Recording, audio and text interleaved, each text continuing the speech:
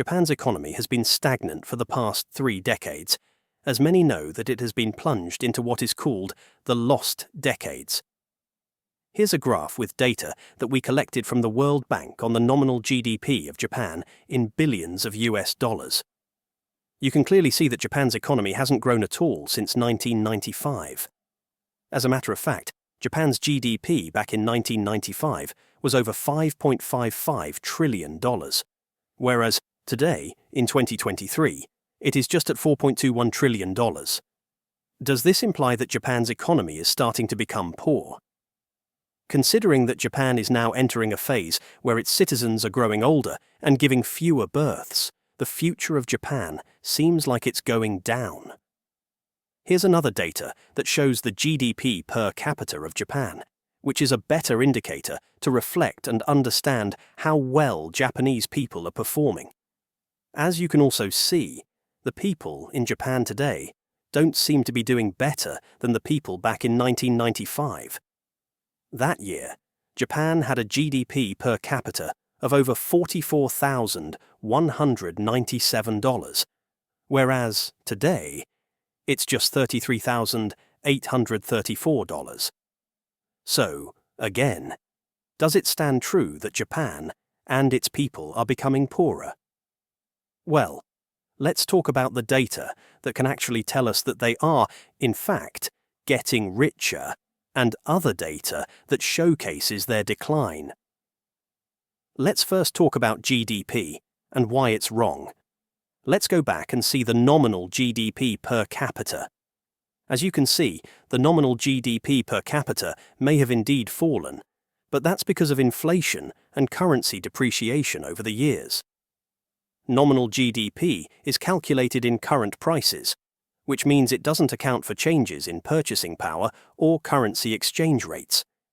Put it simply, nominal GDP tells us the value of goods and services produced in a country based on today's prices, but it doesn't account for how much those goods and services are actually worth to the people living there.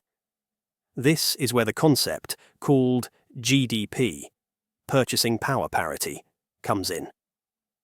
Unlike nominal GDP, GDP purchasing power parity adjusts for differences in the cost of living and exchange rates between countries. It shows the real value of goods and services produced in Japan, based on what people can actually afford within their economy. Here's a graph to show you the GDP purchasing power parity per capita with data that we collected from the World Bank. As you can see, the purchasing power parity of Japan has actually been rising. In 1995, back then, Japan had a purchasing power parity of just $23,859, whereas today, in the latest year, is now over $50,206. This data better reflects the real economic well-being of Japanese citizens. It is an indicator that indicates that the average Japanese person has become wealthier in terms of what they can buy and their overall economic capacity. This means that while international comparisons in dollar terms might make Japan look stagnant, domestically, people's purchasing power has actually improved significantly. On top of the purchasing power parity, it is well known globally that Japan is still a technological leader. Indeed, while its international standing has declined, especially as competitors like China come up, Japan is still ahead in many ways. Here's a graph to tell you just how far ahead Japan is in technology. Here, as you can see on the table, is data that we gathered from the Statistics Bureau of Japan. It shows the technology balance of payments, also known as technology trade. The Statistics Bureau says that it is the export or import of technology by business enterprise with other countries, such as patents, expertise, and technical guidance. As you can clearly see from the graph, Japan's technology exports are so much more than their imports.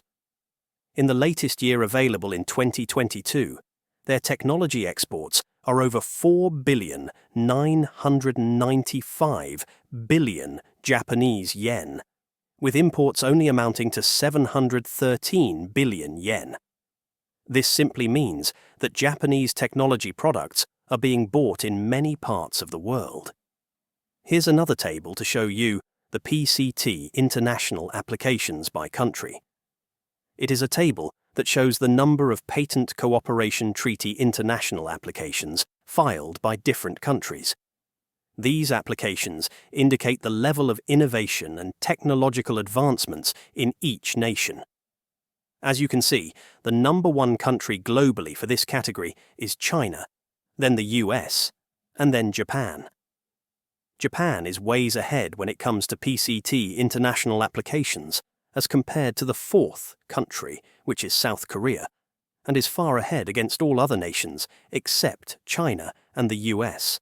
Why having a high amount of PCT international applications is so important for Japan's economy is because it reflects Japan's ability to innovate and remain competitive in the global market.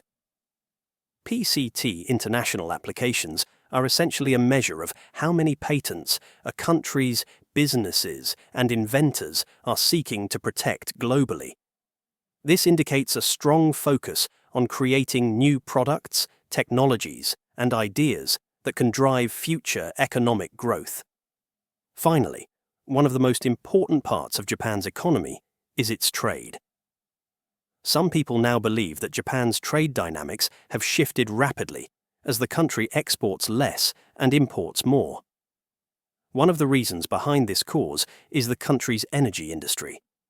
Japan has slowly become very dependent on energy imports in recent years. Here's a graph on the domestic supply of primary energy in Japan.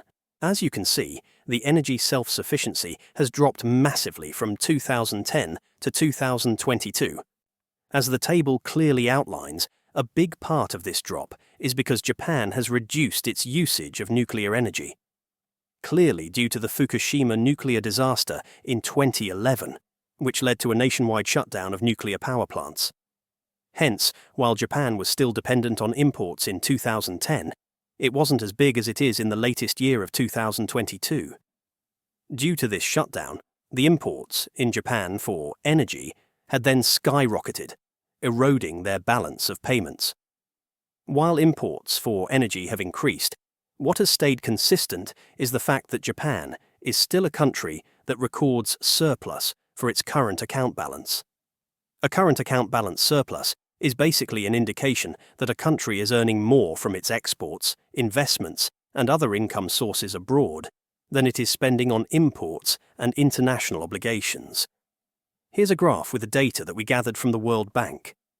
As you can see, Japan stretching back to 1996, the latest year available to 2023, their current account balance of payments in current US dollars is positive and worth billions of dollars every single year. This continued surplus in the current account balance then reflects one of the strong economic standings of Japan. Now that we have an understanding of why their economy is still strong, let's talk about the problems of the country.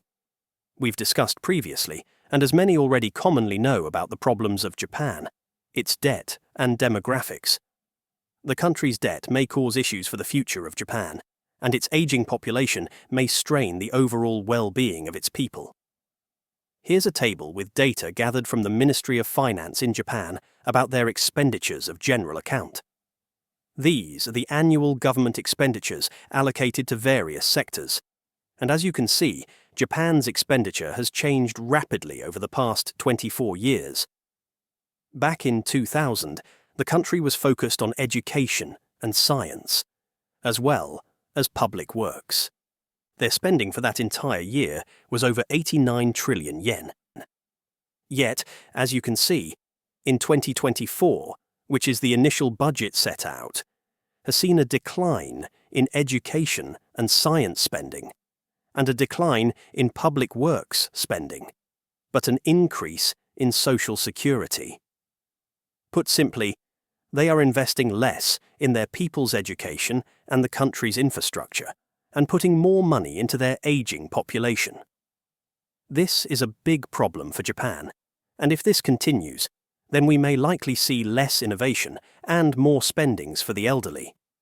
This is why Japan must find a way to fix its aging population, either by encouraging births or opening up immigration, both of which seem to be a big problem for Japan. So, as you can see, Japan is still performing well, especially in technology and its overall economy, but its problems today are going to be a heavy burden in the future. But anyway, do let us know what you think. Thanks for watching.